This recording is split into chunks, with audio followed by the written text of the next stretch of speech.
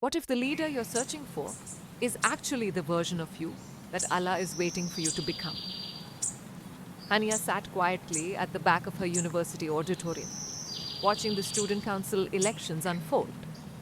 Charismatic candidates were making promises on stage. She wasn't like them, bold, outspoken, or socially magnetic. A quiet 20-year-old business student with soft brown eyes and a heart full of unspoken dreams. Hania believed leadership wasn't for girls like her. She wore her hijab with pride and preferred listening over speaking, reflection over attention. But something had been stirring in her heart for months now.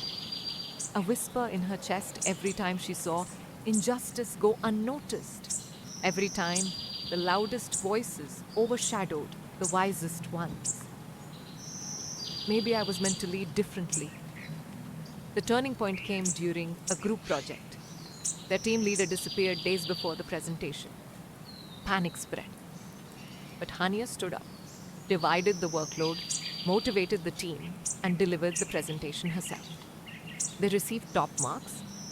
Later, her friend Mariam said, "You led us without even trying." That's real leadership. Hania smiled, unsure if it was courage or desperation that helped her step up. That night, she opened the Quran, asking for guidance. Her eyes fell on the ayah. Indeed, Allah will not change the condition of a people until they change what is in themselves. She paused. Leadership wasn't about being loud or liked. It was about change, internal change. So she started with herself. Hania began waking up for tahajjud. She enrolled in time management workshops. She started reading the seerah, not just the battles and miracles, but the prophets, peace be upon him, leadership style. How he listened, how he consulted, how he never belittled others, how he forgave, led by example, and remained humble. That was the kind of leader she wanted to be.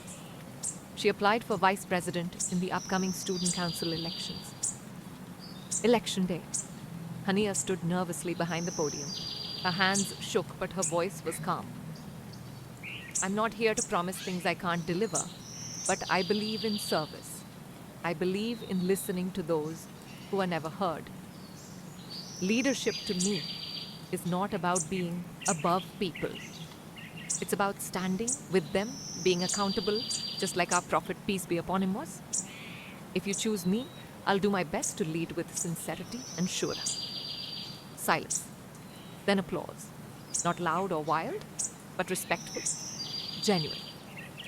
She won. Not by a landslide, but by hearts. And in her role as vice president, Hania made changes that mattered.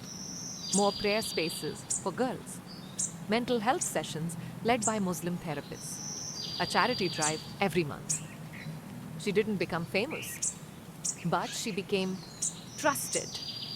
People said she had barakah in her work. Professors praised her calm authority.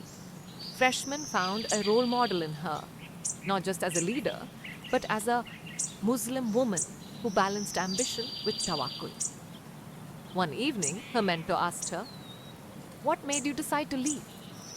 Hania smiled and said, "I realized leadership isn't about controlling others. It's about controlling yourself. The Prophet said, the strong is not the one who overcomes others by force, but the one who controls himself when angry." That's where I began, by leading myself. True leadership starts from within. When you grow in discipline, sincerity, and reliance on Allah, leadership becomes a natural extension of your character, not a title you chase. If this story inspired you, share it with someone who needs to be reminded that leadership isn't about titles, it's about transformation.